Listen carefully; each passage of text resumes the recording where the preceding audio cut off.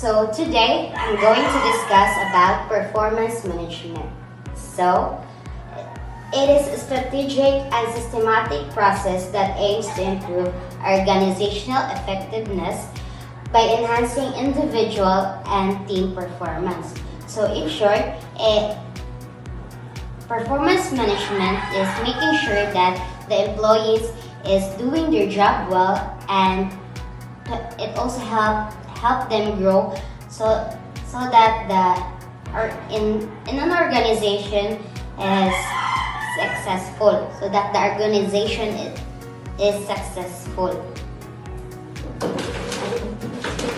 And the next one is the performance management scope and significance. So inside this is we have the advantages of performance. So first advantages is aligns employees' efforts with business goals. Of course, we should align our efforts in our business goals so that our company will become successful. And the next one is boost motivation and accountability. Of course, performance management is not about setting goals, but also we have to make our employee feel they're accountable, and also we have to boost their motivation so that gana kay sila mo trabaho and doing their tasks well. And the next one is identifies training and growth areas. Of course, we have to identify kung unsaang klase nga training ang ilang i-take, and for them to improve their skills, or for them also to know what kind of task and also to improve their task that they're going to do. And the next one is improves overall productivity and performance. And the next one is we have the organizational structure. So the structure of a company affects how performance is managed. Clear rules and communication make it easier to evaluate and guide employees' performance. So organizational structure means that the employees should know their rules, who they report to, and also to how they work measured. Because organizational structures, it helps employee organize how goals are shared and performance are tracked. So the next one is operational problems.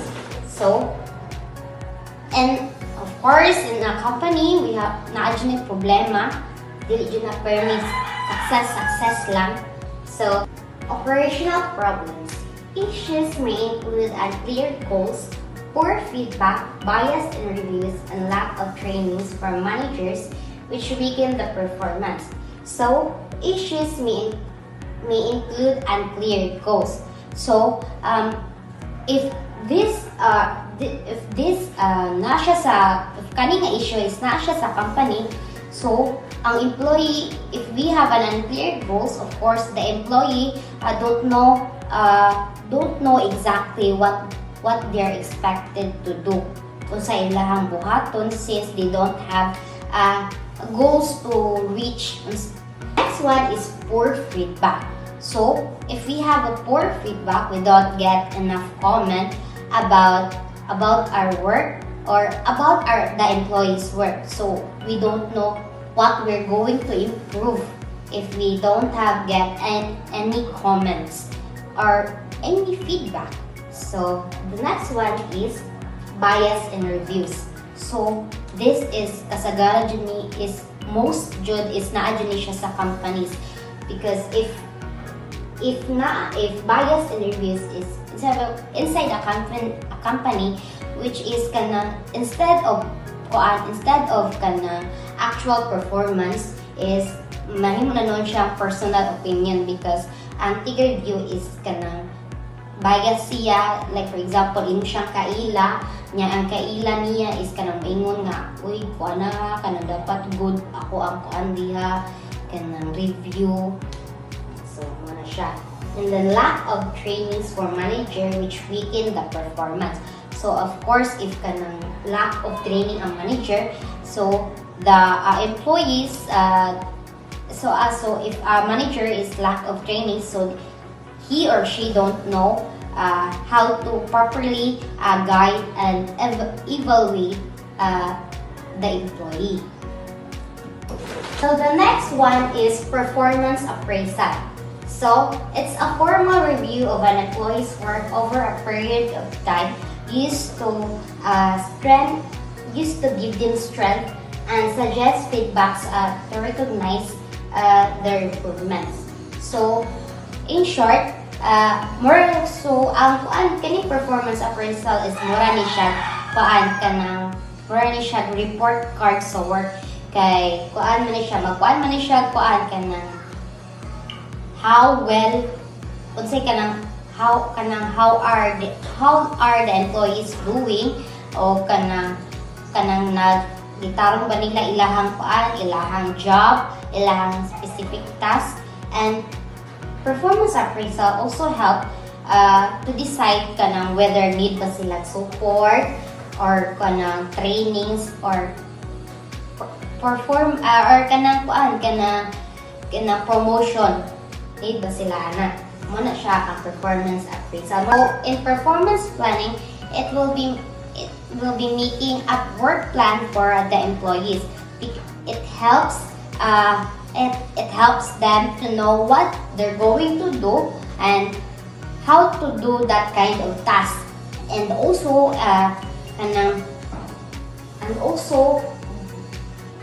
they will in performance planning, they will know what goals they're going to reach.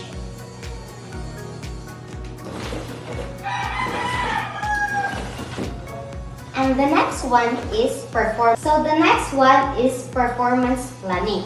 So performance planning is a process of setting clear, measurable goals and expectations between managers and employees to guide performance. So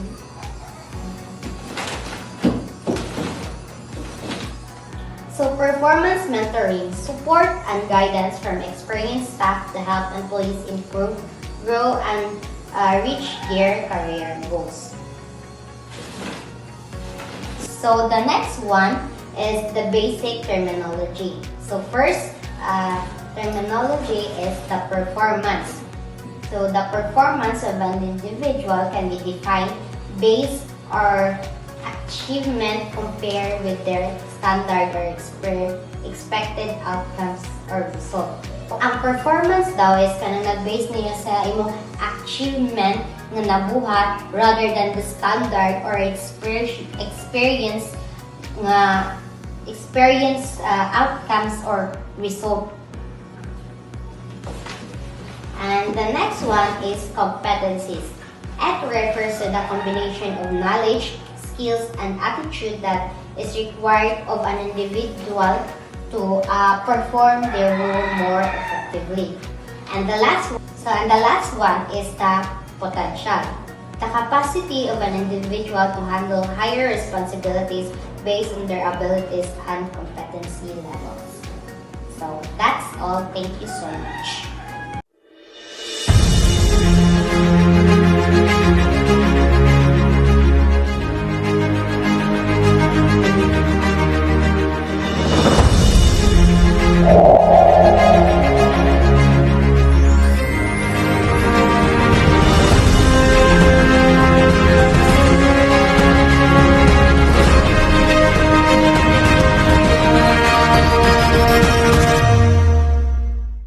Good evening, everyone. Our topic for today is all about performance management system. So when you hear the word performance management system, what comes into your mind? So for me, performance management system, it comes to planning, monitoring, or coaching in different environments. So to go far for us to know what really the definition of performance management, so let's read the correct definition so that we will know what really a performance management. So guys, performance management is a process which represents performance monitoring, performance planning,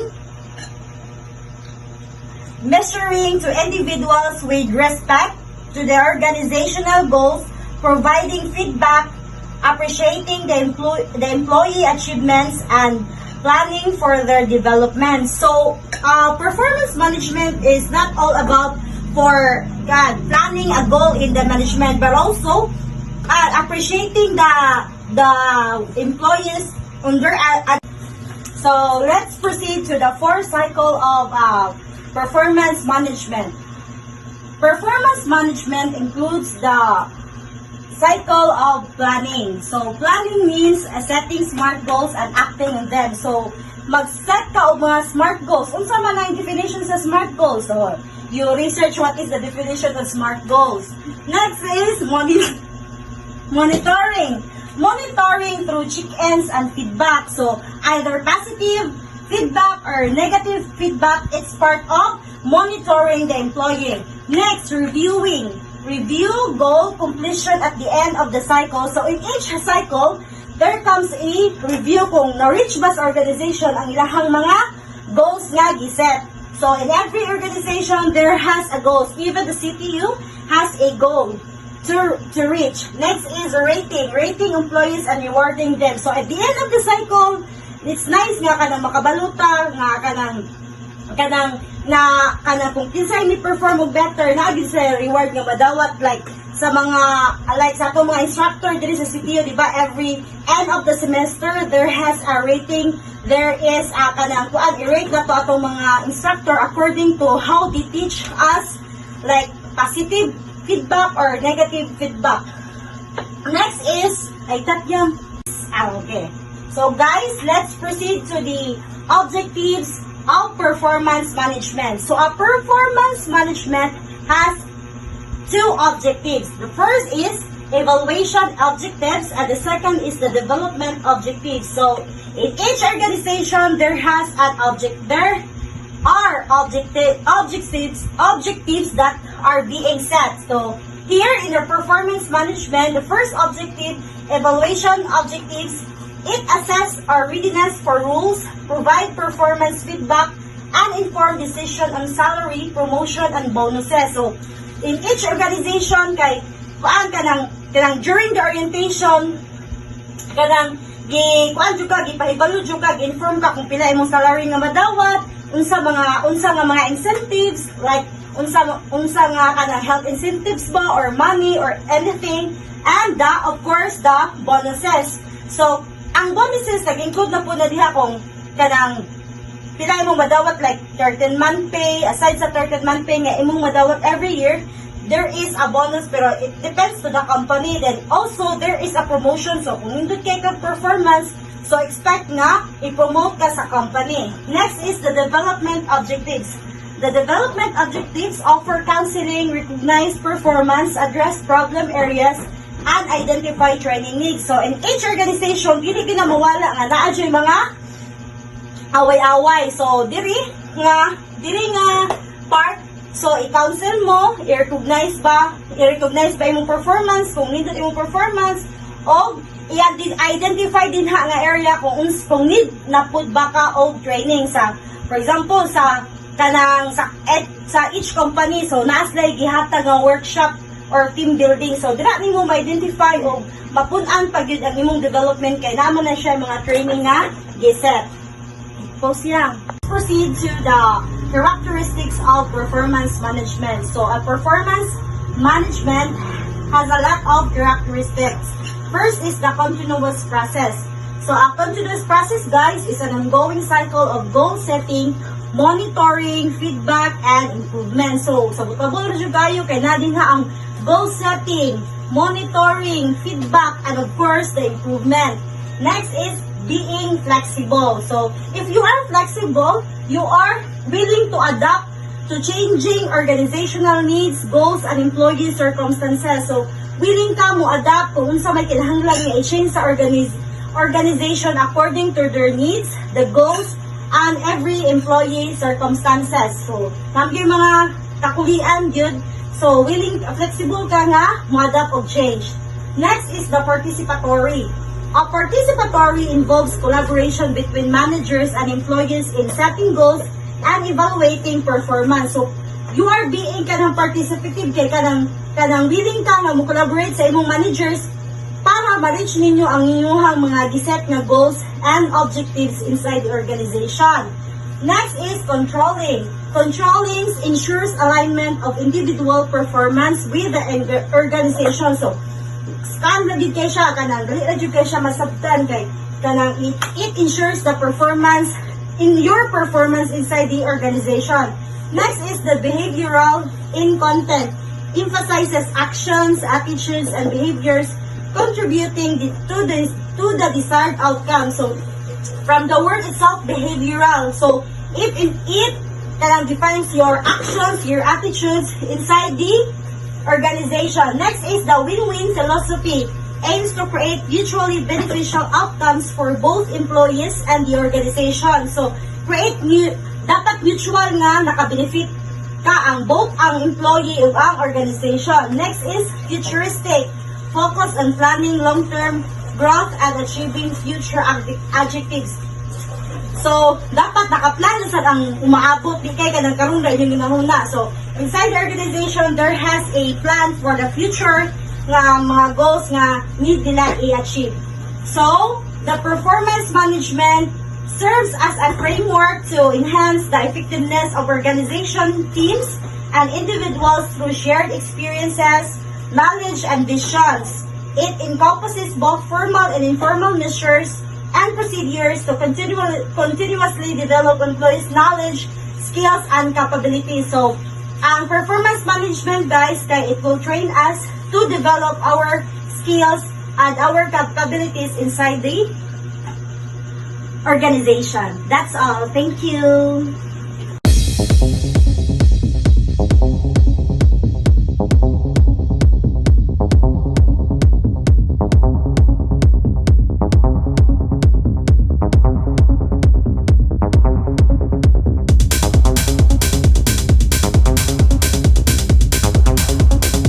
Good day everyone. Today we are going to discuss the continuations of the topic, the purpose of performance management. So this visual aids cover the three subtopic under the purpose of performance management. So the first one is dimensions of effective performance management. So what is the purpose? What is dimensions of effective performance management? The dimensions of effective management typically encompasses several key elements that help ensures an organization can measure, manage, and improve employee and team performance. Following are the important dimensions of performance management. So the first dimensions of performance management is goal setting and alignment. So clear, specific, and measurable goals aligned with organizational objectives involves employee participations in goal creation. So dapat ay nga mga unsa inyong mga goal or need nga ikuan sa inyong organization is aligned with your organization objective or missions or visions to comply it effectively. So dapat even you set a goal, dapat pud inyong mga employees involved ana nga creation para kabalo pud sila sa inyong goal sa inyong company. So the second one is the performance planning. Defining rules, expectation, and success criteria. Establishing key performance indicator or KPIs, and competencies. So, this defined what rule or expectation or the success nga criteria nga ma-covered sa inyong organization or sa inyong company depends sa inyong employees. So, the third one is ongoing feedback and communication. So, regular constructive feedback, open communication between employees and managers, or coaching and mentoring. So, this one is important as one of the dimensions. Kay, for example, ang usa ka employee nga nagkalisod. So, or na-employee nimo nga wala ka bulos sa buhaton, so need yun mo i-coach or mag-open communication for ikaw. Example nga, ikaw employee nga wala ka kabalo ana, so need ka ma-open communication sa mga supervisors aron matuluan man ka o need nimo nga usbon ang imo nga himo. So the fourth one is performance monitoring and measurement. So continuous tracking of performance against goals, use of objective data and analytics. So evaluations of both results and behavior.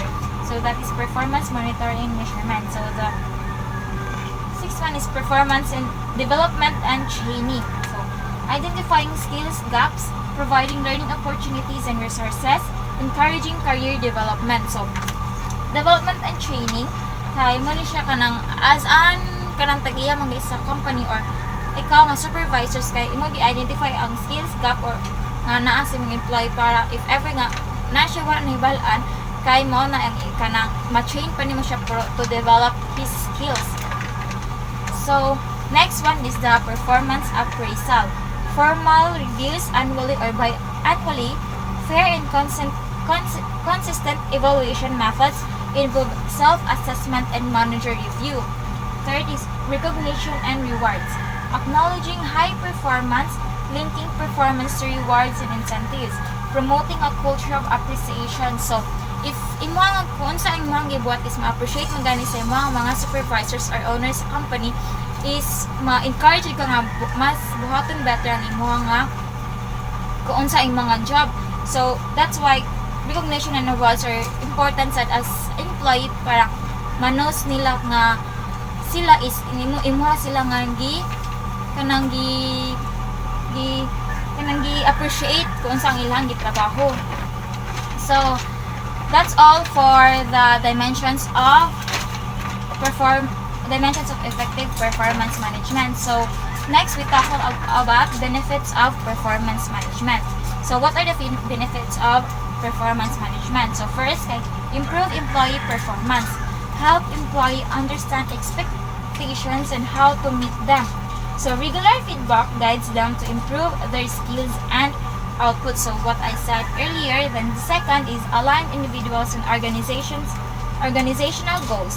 Ensures everyone is working towards the same objective. So walay magkatibulaag kung walay magpataka raw buhat unsa. So dapat align din sa organization goals ninyo. Increase focus and clarity on priorities. So the third one is encourages the employee development, identifies training needs and skills gap, promotes personal and professional growth through coaching and learning.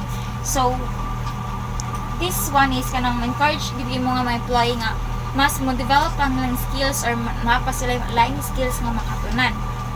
So fourth is boost motivation and engagement. Employees feel valued when their contributions are recognized. So clear goals and support increase job satisfaction. So fifth is enable better decision making. So performance data helps managers make informed decisions about promotions, raises, or reassignment. Supports workforce planning and talent management. So this one kay with performance, so sakto mo ganyan performance management kay as ang supervisor kay maka or head man gani sa usa ka organization kay maka-distinguish ka kung kinsa ang dapat i-promote, kinsa ang dapat kanang kinsa taga ano grace nga dako nga race depends sa ilang skills of individual nga development or kung sa mga ilang trabaho. So the sixth one is all about enhanced communication. So encourages open two-way conversation between employees and supervisors. So mao ni katong kanang para laman kabalo ka kung sa ang ginahuna sa imong employees or kabalo ka kung sa ang gikuan sa imong mga supervisors ug naa ba kay need nga usbon or dapat i-develop more sa imong mga skills. So reduce misunderstanding and conflicts. So maka-reduce misunderstanding and conflicts towards as whole organization.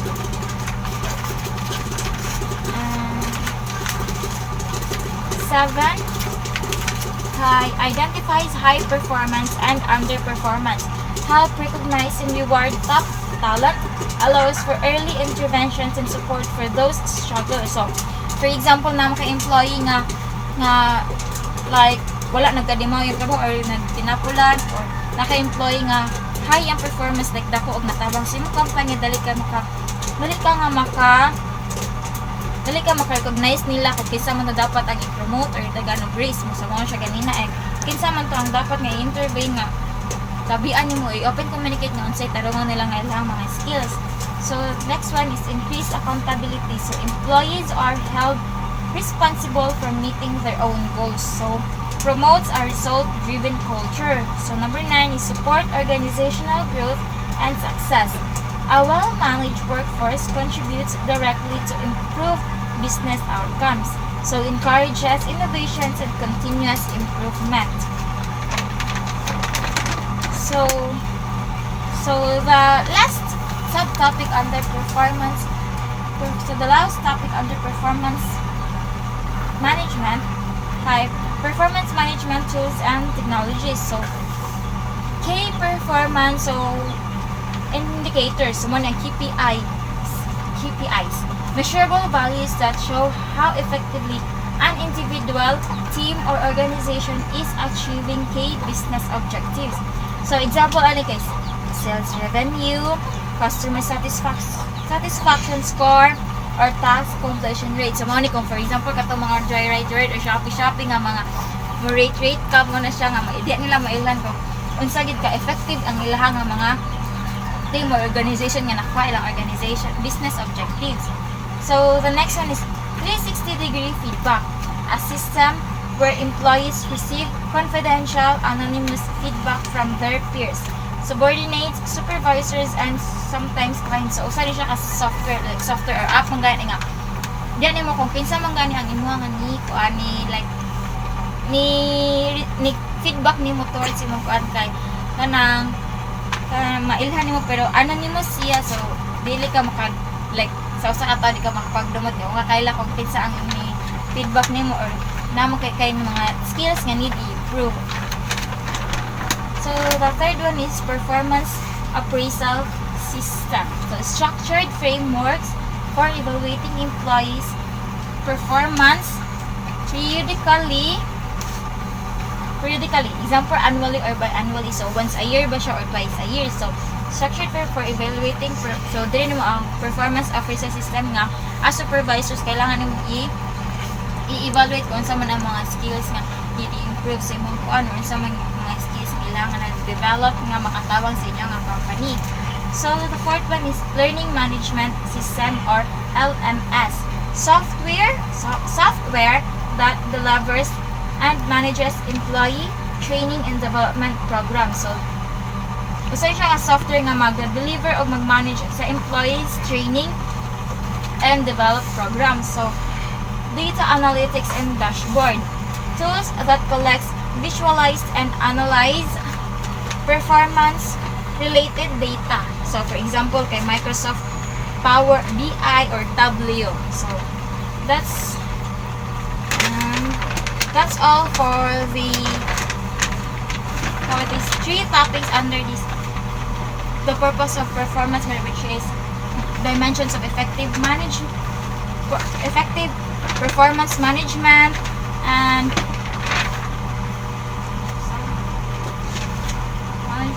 benefits of performance management and performance management tools and techniques. That's it.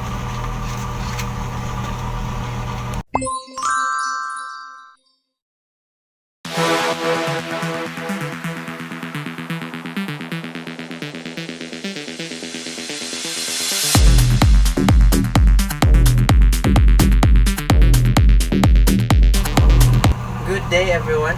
So for today, I am going to continue the topic about the performance management process. So I was assigned to report the performance management process, prerequisites, challenges, and overcoming performance management. So without further ado, let's get into it. So performance management process is a continuous cycle of setting goals, monitoring progress, giving feedback, and evaluating results to ensure employee performance aligns with organizational objectives. So when we say performance management process, so it is all about setting goals, and your progress towards it is the progress to ensure that the employees' performance will be good as how the organization goals and objectives will be in the future. So it has 5 subtopics. So you have planning, development, rating, monitoring, and rewarding. So planning. So sets clear goals aligned with the organization's vision. So ang kani siya nga part guys is mag-set ka og mga unsay mong mga pananaw, mga goal nimo in the future nga dapat mo align sa kung unsa pud ang gusto sa inyong organization. So for instance, ang example would be CTU's vision.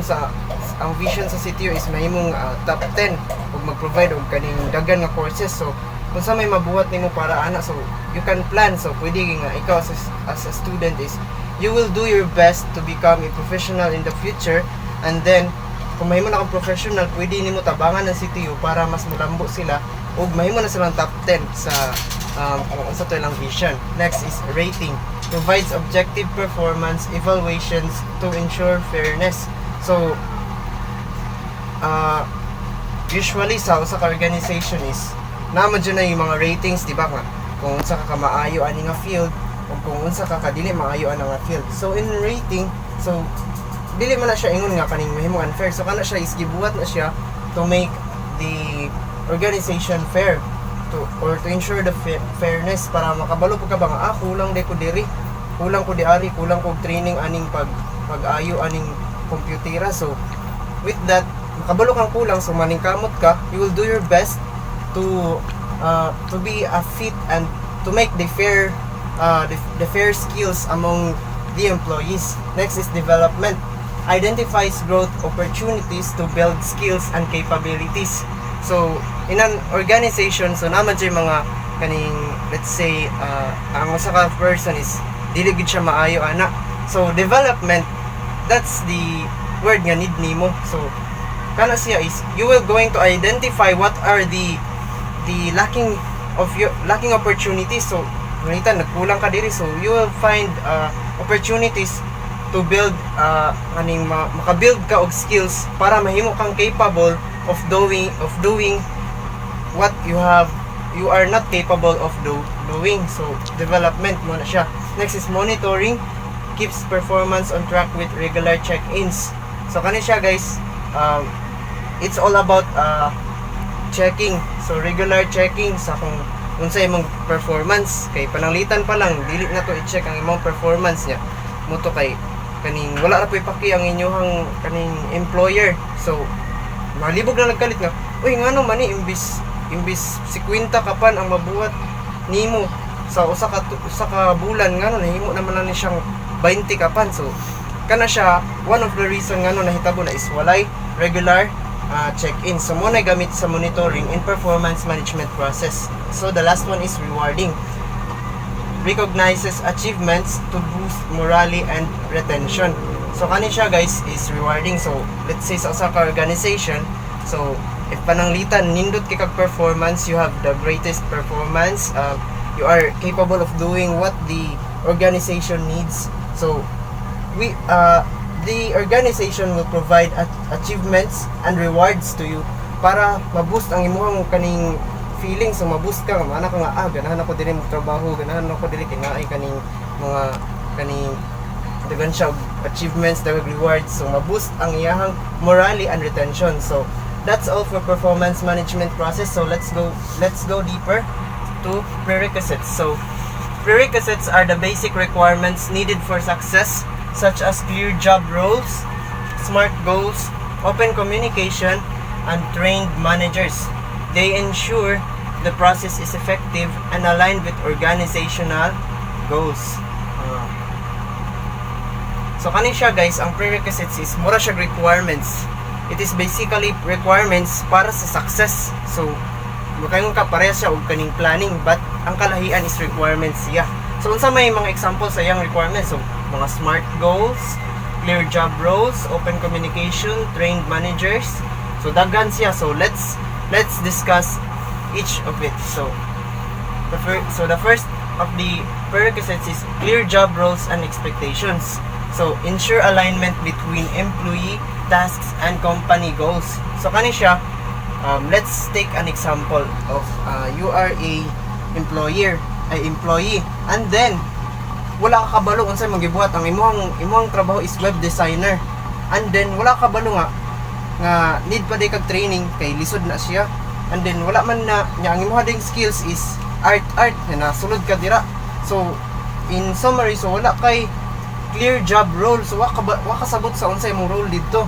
So unsa may mahitabo, so mabungkag ang inyong organization. So that is one of the most important requirement. So muna siyang prerequisites, clear job roles and expectations. So dapat kung panalitan may kag drawing, so dili ka dapat mabto sa kaning web designers kay kuan man na siya drawing noon siya, pero it's kaning using computer man niya, arts man ang imuhang na-graduate. So dapat ato ka sa mga painting and media siguro may nana. So the next one is smart goals, gives direction and measurable targets. So let's say example lang imong kagalingon, kananitan gusto ka makapalit og cellphone, so you are going to kaning make smart goals. So goal na ko nga makapalit og cellphone, so maningkamot ko. So same as organization, it is also a important requirement nga dapat nakay smart goals para nakay direction and measurable targets. Kay let's say mayon ka ganun ko nakoy cellphone niya, wala kay direction, wala kay measurable targets, di na tulog ka tama niya, unsa may tabo. So probably dili mo maabot ang imong goal kay wa mo kay gibuhat. So that's why smart goals with imo dyan nagbuhaton og tarong nakay direction og measurable targets. Next is management and employee training. So equips people to give and receive feedback effectively. So kani siya, this is a important requirement sad kay let's say kung panalitan ikaw manager, siya employer, dapat na amoy feedback sa para kaning makabalo mo ba unsang inyo dapat pa i-equip, unsa inyo dapat i-enhance para kaning mamaayo ang inyong organization goal. Og usa pa is kaning open mo sa usa. So walay magdumot na. So it's all about kaning give feedback and receive feedback effectively. Next is consistent communication. So encourages transparency and trust. So kani siya same sa katong manager-employee, so kato siya mag-give feedback. So ang consistent communication is kaning para ni siya mo build og trust sa usa. So imong mga employees, employer, managers, kana siya need na siya para kaning maduulan ninyo ang usa og kaning magtinabangay mo para sa kaning inyong organization. So last para sa prerequisites is reliable tools and metrics. So supports accurate and fair assessment. So kani siya is mga tools and metrics nga gigamit para sa mga assessment mga fair assessment. So panalitan kaning kabantay mo kanang online platforms wherein mag-assessment kung unsa ang imong kaning ma-feedback ani dira, unsay masulti nimo sa organization, so like that. So let's go to the next topic, the challenges. So diri guys is mo ni siya ang mga challenges para makabuot nimo ang katong performance management processes. So mo na siya ang mga challenges. So the first challenge is vague expectations. So kana siya unclear feedback. So kana mga feedbacks na dili maayo, bias in evaluation. So di magita na malikayan nga nay bias, lack of engagement. So nay unsay kaning mga employees nga they are not active and participative to the organization goals, and outdated performance tools. So kanang mga tools guys nga kanang unupdated na kayo pangkaraan na ba, so mas maayo na lang nga manumano ka siguro. So next one is overcoming performance management. So these are how you are going to overcome the challenges of performance management. So the first one is set clear and aligned goals. So as usually dapat nakajud kay plano para makabalo ka unsaon imo pag-overcome. Next is promote a culture of feedback. So dapat na murag imuha na culture ba, you are going to make a culture of kaning dapat kada buhat nimo nakakay feedback. So it is a testament siguro para ma-evaluate kung asa ka nagkulang asa siya nagkulang o unsay dapat nimo ipuno. So next is train managers in fair evaluation. So here kani ang mga managers kay di ba na palitan ako leader, then mag-evaluate ko sa kaning ako mga members. So dapat ako ma-train ko nga fair ang ako ang pagtrato sa usa't usa kay need na siya kay maingnan niya sip-sip ana, di ba? So next is use modern tools and technologies. So kay kuan naman taron we are in generation Z, so it is important nga modern gamito na to unsa ang mga kaning opportunities nga naa nato karon, such as modern tools nga naa karon, naganaron og modern tools. Next is make it continuous, not annual. So kung naa kay kaning mga clear goals, promote kani siya tanan, dapat continuous siya, dili kay kaning palitan karon nako ugma kapoy man so magsikag ugma, so dili na siya kaning continuous, mayroon ng annual, monthly, so that is not good. Next is sa summary, the process enables strategic alignment. So kanang siyang mga process guys is para na siya sa kanang ma-align ang imong goals.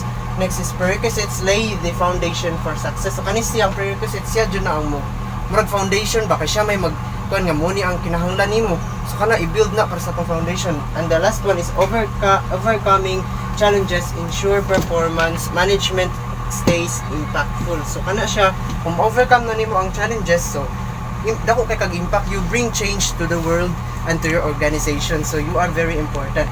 So that's all for my topic about performance management process, prerequisites and challenges, and overcoming performance management in management process. Thank you.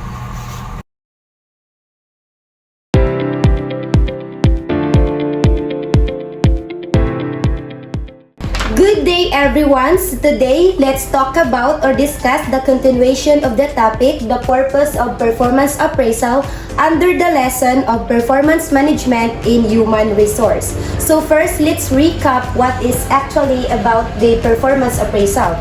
So performance appraisal serves as a strategic tool in human resource management to ensure that employees' efforts align with organizational goals. So it involves 3 key phases. So what are those phases? So first is the performance planning. So what is performance planning? So performance planning is this is the foundation, or let's say the baseline of the appraisal process. So it involves setting clear performance expectations, goals, and success criteria between the manager and employee. So it ensures alignment with organizational objectives and provides a roadmap for what is expected throughout the evaluation period. So performance planning. So when we say planning, so it is very important or essential because it is the number one thing to do, right? So performance planning have 3 key elements. So first key elements is the goal setting, second is the rule clarification, and then third is the agreement on performance standard. So let's talk about each or one by one of that. So goal setting. When we say goal setting, so this means setting clear, specific, and achievable targets so employees know what they're working toward. So in example, in a company, so the employees have their goals due to achieve, a specific goal to achieve. So naana sila time nga ang ilang goal is dapat ilang ma-reach, and then rule clarification. So the rule clarification is making sure the employee fully understand their responsibilities and what is expected from their position. When we say clarification, so diha na mag-matter ang mga employees, they classify or they clarify their strength so that mapunta sila o asa sila nga position dapat. And then next or third is the agreement on performance standard. So agreement on performance standard, so both the manager and employee or both sides agrees on how success will be measured. So it ensures the fairness in evaluation. So that are the key elements of planning. The second phase of the purpose of appraisal is let's proceed to the performance execution. After we talk about the performance planning, so let's proceed to the performance execution. So in this phase, employees carry out the rules based on their agreed plan. So managers support them with regular feedback, sananasi coaching, and resources. So both parties must communicate openly to address issues early and ensure continuous progress. So execution, so nana siya diri ang to do the specific thing, no, to execute yun in a company. So naa na diri si ang managers mo support sa mga employees and then have the regular let's say murag checking up or the feedback and the coaching and all the resources. So naa diri ang open communication, no, kay communication is very important or mo na siya ang solutions. So the performance execution also have three key elements. So first is employee initiative and responsibility. Then second element is the manager support and coaching. Then third element is the ongoing communication and feedback. So first element, let's talk about the employee initiative and responsibility. So the employee takes charge of their task and stays committed to doing their job well. So magbaingon ka og kanang employee initiative and responsibility, as I understand. So in every employee, they have the responsibility gyud, and dana sila initiative na maghuna-huna og unsay angay para sa ilahang task, and they stay committed on what they're doing or their work. So dapat committed jud ka as a responsible employee. So dapat you have the skills or the initiative to do the things well, and responsible ka or committed jud ka to do your work well, di ba? Dayon manager, second is the manager support and coaching. So managers help guide employees by offering support, encouragement, and advice when needed. So ang managers, naa diri nahug ang managers mo help sila, no, o mo guide through, mo offer sila og support, physically or moral support, no, to the employee. So it is very important to encourage your, as a manager, it is very important to encourage your employee to para well motivated gani ang employee. So that's why managers have skills good for a human, like human skills nga ma-possess in a manager, because it is very important to support and coaching your employee in their work, no, so that kanang ang continuous ang progress, and then okay ang dagan sa work, and then ma-target pod ang goal and success in a company. Then third key element of performance execution is the ongoing communication and feedback. So as I said earlier nga communication is the key. Yes, communication is the key.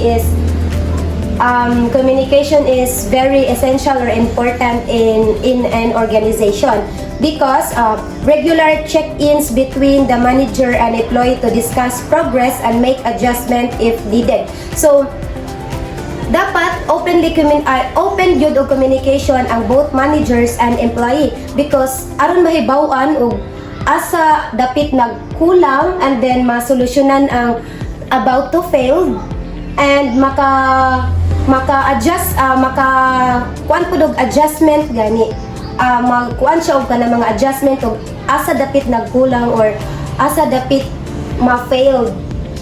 So communication is very important jud nato.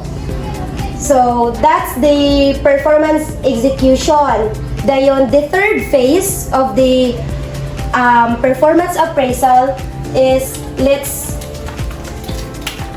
proceed to performance assessment. So under the performance execution, so let's proceed to performance assessment. So gi-assess na ni siya. So this is the evaluation stage na where actual performance is compared against the planned objectives. So it involves gathering data, reviewing outcomes, and providing formal feedback. So this phase identifies strengths, areas for improvement, and develop opportunities. So performance assessment. So gi-assess na sila after the planning. After first is the planning, then after is the execution, and then the third one or the third phase is the assessment. So diri na nahog ang i-assess na sila, like na sila mag-review na sila, then also providing formal feedback. So diri na matanaw nato ang mga strength and areas for improvement. So gi-assess na ang mga employees. So the performance assessment have also 3 key elements. So which are the first is performance review, second is feedback session, and then third is the ratings and documentation. So first is the performance review. So looking back at what the employee has accomplished and comparing it to the goals that were set. So review means reviewing. So ni-reviewing sila sa mga accomplishment sa employee, dayon i-compare na ang goals o ilabang na-meet nga giset nga goals, di ba, sa planning. Then next is the feedback session again. So feedback is very important. So it is the one-on-one discussion where the manager gives honest review or constructive feedback to help the employee grow. So for example, if the company have the a big or large project nga gi-handle, and then the time will come nga gi-kuan na gi-implement or sa to ikuan na dayon. After that, naagi na ang feedbacking session. Kay diha na to makita na phase o unsay mga nahitabo during that activity or during that project presentation. So always bisag sa organization lang naagyoy feedbacking na session kay diha i-discuss ang mga unsay nahitabo or unsay nga kakulangan. So diha na mag-monitor ang managers no sa employee o naunsa siya. So nagit siya i-feedback. So diha na nato ma-hear ang mga either negative or positive thoughts so that the employee will grow po, di ba? Will grow to their grow sila as themselves, and mo grow po sila as kanang as a employee to their work no. Then ratings and documentation. So ratings and documentation, so muna siya ang scoring the employee's performance and keeping records for future reference, decisions, or development plans. So ratings and documentation, so under na siya sa assessment because ratings and documentation diha na gi-record ang ilahang mga performance for future references, like naa sila'y basihan in the future og unsay mga kaagi ani nga employee og unsay mga unsay tawag na sa employee, unsay mga ilahang mga attitude or unsay ilahang mga performance sa work. So diha na mag-create og development plans pod. So mag-score ka sa employee kay ang kaning assessment also is manahog ni siya og sa ratings and documentation is murag gi-ranking ang all employee ug asa sila taman sa ilang performance nga gipakita in a company. So para po na sa future references sa employee para mo grow. Okay, so that's all the 3K phases of the purpose of performance appraisal. So let's recap. So let's let's short recap. So what are those? So first is the performance planning. So we have the 3 key elements, which is the goal setting. So clear and measurable goals lead to focused performance. And then the rule clarification. So understanding your rule so that avoid confusion. And then third is the agreement on performance standard. So evaluation starts with clear standard. So after the performance planning is proceed to performance execution. So this is the second phase of purpose of a performance appraisal. So we have the K3 elements of employee initiative and responsibility. So taking ownership of your work drive success. Then manager support and coaching. So it is very important, of course, because good leaders guide, not just assign.